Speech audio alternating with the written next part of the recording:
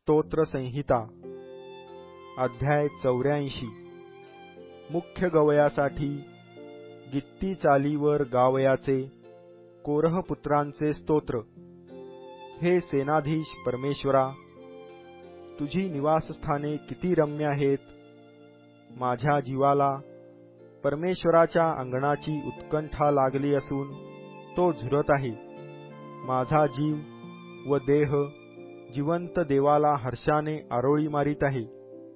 हे सेनाधीश परमेश्वरा, माझ्या राजा, माझ्या देवा, तुझ्या वेद्यांजवळ चिमणीला घरटे करावयास आणि निळवीला आपल्या पिलांसाठी कोटे बांधावयास स्थळ मिळाले आहे। तुझ्या घरात राहणाऱ्यांची केवढी धन्यता। ते निरंतर तुझी स्तुती करीत राहतील। ज्या मनुष्याला तुझ्यापासून सामर्थ्य प्राप्त होते, ज्याच्या मनाला सियोनेच्या राजमार्गाचा ध्यास लागला आहे, तो केवढा धन्य। शोकजनक खोऱ्यातून जाताना ते त्यांना झऱ्यांचे स्थानच वाटते। अगोटीचा पाऊसही त्याची आबादानी करीतो। ते अधिकाधिक शक्ती पावत जातात। सियोनेत प्रत्येकाला देवाचे दर्शन लाभते। हे परमेश्वरा, सेनाधीश देवा, माझी प्रार्थना ऐक।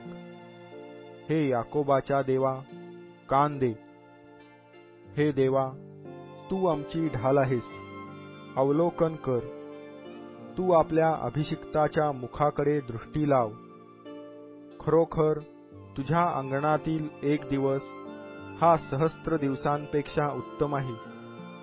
दुष्टाईच्या तंबूत राहण्यापेक्षा माझ्या देवाच्या घराचा द्वारपाळ होणे मला इष्ट वाटते।